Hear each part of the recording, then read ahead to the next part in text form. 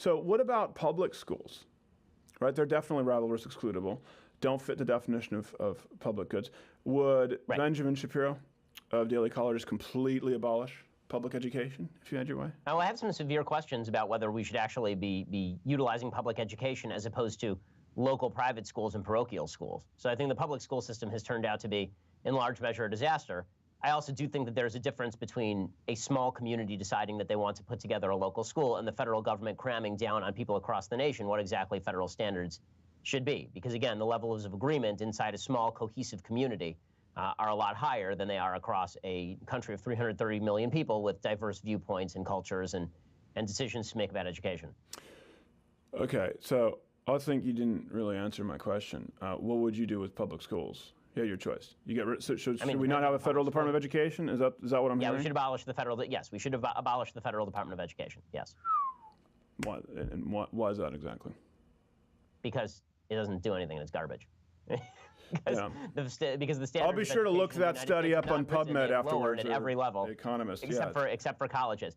Yeah. Look, what's fascinating in the United States is if you actually look at the best schools in the United States, they are all at the upper level where supply and demand dictate the quality of the education. America's college system is a very, very good college system by any global measure.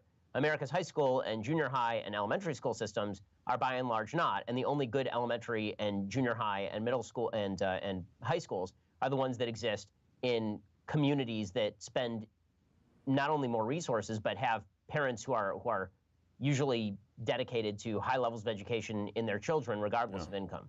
Right. So this is where we avoid, we say cultural, right? We don't want to actually say like Jewish families and Asian families and not the blacks, right? That's what's going on. Okay, I got you. So let me ask this. It sounds so you think all schools should be private, basically K through 12, college. That's it. Is that your solution?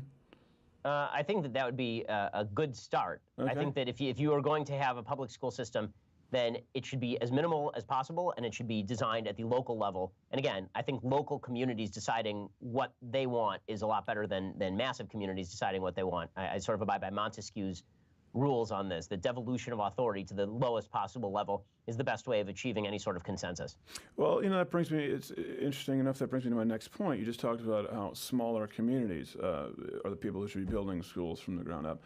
Okay, so we privatize all schools, right? We don't have any public school, no longer K through 12 or college. But you can have public schools, but the public schools have to be done at the local level where the level of consensus is a lot higher than across the country. Okay. So we're talking about communities where they have consensus, and you just said that they perform higher in certain communities, right? Communities with families, right? Maybe dads who stay in the house, but we don't want to get into the racial stuff.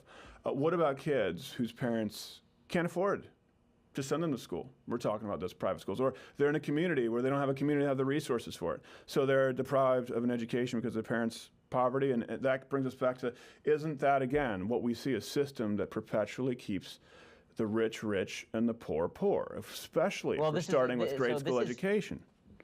Well, number one, this is one of the beautiful things about religious education in particular, is that the amount of charity that exists in private school systems for people who are going to religious schools, extraordinarily high.